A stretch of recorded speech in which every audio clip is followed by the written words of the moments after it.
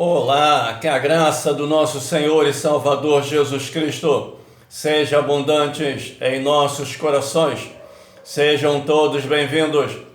Eu sou o pastor Roberto Gomes e este é o canal O Adorador por Excelência.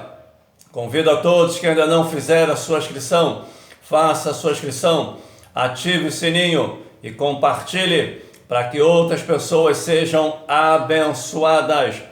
Hoje nós vamos examinar a palavra de Deus, que se encontra em 1 Timóteo, capítulo 3, verso 15. Mas se tardar, para que saibais como convém andar na casa de Deus, que é a igreja do Deus vivo, a coluna e firmeza da verdade. O tema da mensagem: a igreja, coluna e firmeza da verdade. A igreja deve ser o fundamento da verdade do Evangelho. Ela sustenta e preserva a verdade revelada por Cristo e pelos apóstolos. Ela recebeu esta verdade para obedecê-la, escondê-la no coração, proclamá-la como a palavra da vida, defendê-la e demonstrar seu poder no Espírito Santo. Capítulo 4, verso 1. Apostarão alguns da fé. O Espírito Santo revelou explicitamente que haverá nos últimos tempos, uma rebeldia organizada contra a fé pessoal em Jesus Cristo e da verdade bíblica. Aparecerão na igreja pastores de grande capacidade e poderosamente ungidos por Deus. Alguns realizarão grandes coisas por Deus e pregarão a verdade do Evangelho de modo eficaz, mas se afastarão da fé e paulatinamente se voltarão para espíritos enganadores e falsas doutrinas. Por causa da unção e do zelo por Deus que tinham antes, desviarão a muitas pessoas. Muitos crentes se desviarão da fé, porque deixarão de amar a verdade e de resistir às tendências pecaminosas dos últimos dias. Por isso, o evangelho liberal dos ministros e educadores modernistas encontrará pouca resistência em muitas igrejas. A popularidade dos ensinos antibíblicos vem, sobretudo, pela ação de Satanás, conduzindo suas hostes numa oposição cerrada à obra de Deus. A segunda vinda de Cristo será precedida de uma maior atividade de satanismo, espiritismo, ocultismo, possessão e engano demoníaco no mundo e na igreja.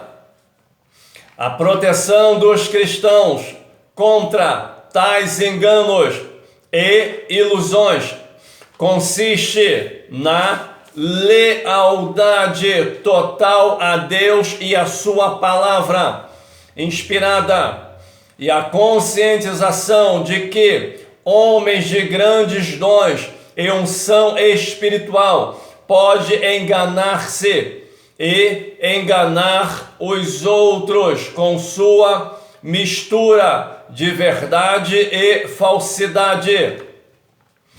Esta conscientização deve estar aliada a um desejo sincero do cristão praticar a vontade de Deus e de andar na justiça e no temor de Deus. Os cristãos fiéis não devem pensar que pelo fato da apostasia predominar dentro do cristianismo nesses últimos dias, não poderá ocorrer reavivamento autêntico, nem que o evangelismo, segundo o padrão do Novo Testamento, não será bem sucedido. Deus prometeu que nos últimos dias salvará todos quantos invocarem o seu nome, e que se separarem dessa geração perversa, Ele derramará sobre eles o seu Espírito Santo. Verso 12. Se o exemplo, uma das qualificações mais importantes para o dirigente eclesiástico é que ele seja um exemplo para os demais cristãos. A palavra grega traduzida exemplo é tupos, que significa modelo, imagem, ideal ou padrão. O pastor, antes de mais nada, deve ser um modelo de fidelidade, de pureza e de perseverança no viver religioso.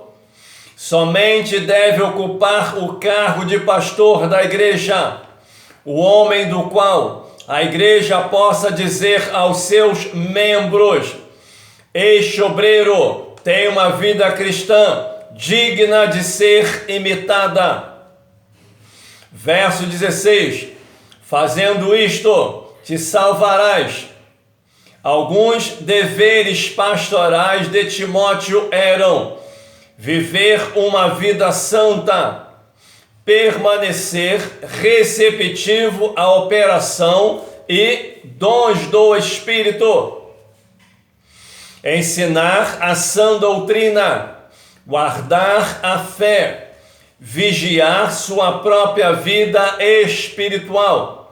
Essas coisas eram essenciais à própria salvação de Timóteo, para aqueles a quem ele pastoreava. Verso 17 a 19. Os presbíteros que governem bem. Estes versículos dizem respeito à honra apropriada aos presbíteros, que significa pastores, que governem bem a igreja local e que vigiam cuidadosamente o rebanho. Aqueles que, com toda sinceridade, trabalham diligentemente na pregação e no ensino, devem receber duplicata honra. Trata-se aqui de 1. Ajudá-los com auxílio financeiro e ser-lhes submisso nas questões de conduta da igreja e ensino bíblico. Verso 22. A ninguém imponha precipitadamente as mãos no tocante à ordenação de um presbítero. O apóstolo Paulo estabeleceu várias coisas. 1. Ninguém deve ser ordenado para essa posição precipitadamente. Isto é, a devida cautela e as diretrizes bíblicas devem ser observadas. 2. Ordenar um homem a presbítero é um ato público diante da igreja. afirmando que a vida desse homem satisfaz o padrão divino da perseverança na piedade. Noutras palavras, aqueles que serão ordenados para um cargo de direção espiritual devem ter um passado de fidelidade ao Senhor, desde a sua profissão de fé em Cristo. 3.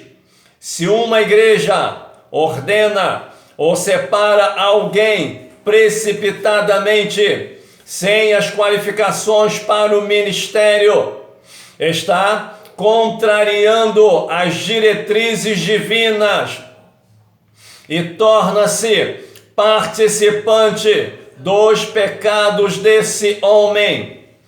A demonstração do apóstolo Paulo, conserva-te a ti mesmo puro, significa recusar-se a envolver-se na escolha ou ordenação de qualquer pessoa indigna de ser ministro.